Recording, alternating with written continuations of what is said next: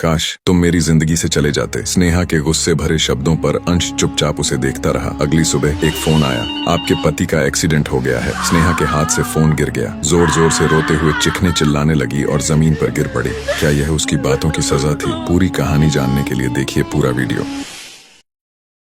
स्नेहा और अंश की शादी को 8 साल हो चुके थे। शादी के शुरुआती सालों में उनका रिश्ता प्यार और खुशियों से भरा था, लेकिन धीरे धीरे समय के साथ दोनों के बीच दूरियां बढ़ने लगीं। अंश अपने काम में इतना व्यस्त रहता कि स्नेहा की बातें अक्सर अनसुनी रह जातीं।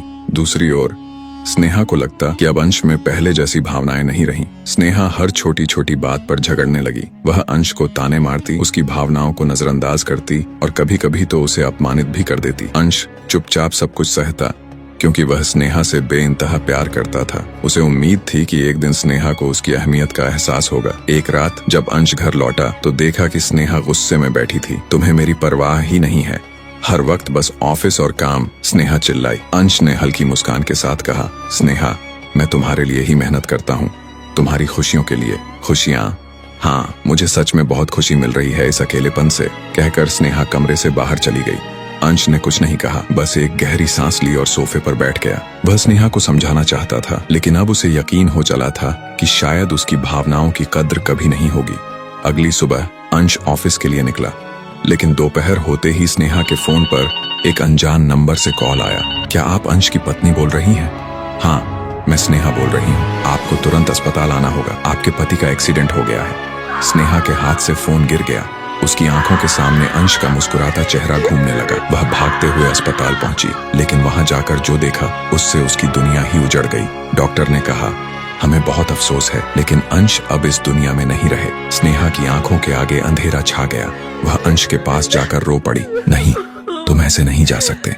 मैंने कभी तुम्हारी कद्र नहीं की, तुम्हें हमेशा गलत समझा। मुझे माफ कर दो अंश। घर लौटकर स्नेहा की नजर अंश की अलमारी पर पड़ी। उसने कपड़ों के बीच एक छोटा सा गिफ्ट बॉक्स देखा। उसमें एक खूबसूरत पायल थी और साथ में एक पत्र था। प्रिय स्नेहा, मैं जानता हूँ कि तुम मुझसे नाराज रहती हो, लेकिन मैं हमेशा तुम्हारी खुशी के लिए ही जीता हूँ। यह पायल तुम्हारे लिए है, क्योंकि मैं चाहता हूँ कि तुम्हारे हर कदम की आवाज मेरे कानों में हमेशा गूंजे। मैं तुमसे बेइंतहा प्यार करता हूँ। स्नेहा फूट फूट कर रो पड़ी। उसे एहसास हुआ कि उसने अपनी जिंदगी के सबसे बड़े प्यार को खो दिया था। अगली सुबह स्नेहा मंदिर गई। आंखों में आंसू लिए उसने भगवान कृष्ण के आगे हाथ जोड़ दिए। हे कृष्ण, अगर एक बार मुझे अंश वापस मिल जाए तो मैं कभी उसे दुख नहीं दूंगी, उसे प्यार और सम्मान दूंगी। बस एक मौका और। अचानक मंदिर की घंटियां जोर जोर से बजने लगी। हवा में हल्की सी गूंज हुई, जैसे कोई स्नेहा को पुकार रहा हो। तभी स्नेहा के फोन पर कॉल आया। यह उसी अस्पताल से था जहां अंश को मृत घोषित किया गया था। मैम, हमें आपको तुरंत आकर मिलना होगा। स्नेहा दौड़ते हुए अस्पताल पहुंची और वहां जो देखा उस पर यकीन करना मुश्किल था।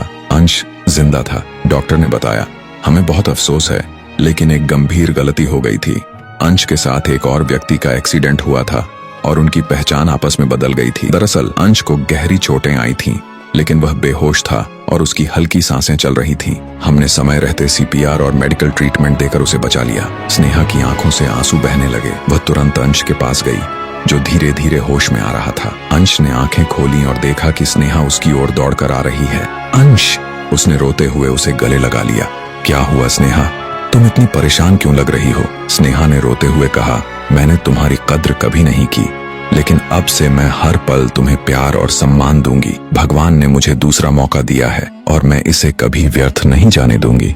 उस दिन के बाद स्नेहा ने अंश के प्रति अपना व्यवहार पूरी तरह बदल दिया। अब वह उसे पूरा सम्मान देती, उसकी हर छोटी बड़ी बात का ख्याल रखती और हर दिन उसे बताती कि वह उससे कितना प्यार करती है। कभी कभी हम अपनों की अहमियत तब समझते हैं जब उन्हें खोने का डर हमारे सामने आ जाता है। प्यार और सम्मान जताने के लिए कल का इंतजार मत करो, क्योंकि हो सकता है कि वह कल कभी ना आए। वीडियो अच्छी लगी हो तो वीडियो को लाइक और सब्सक्राइब जरूर करें।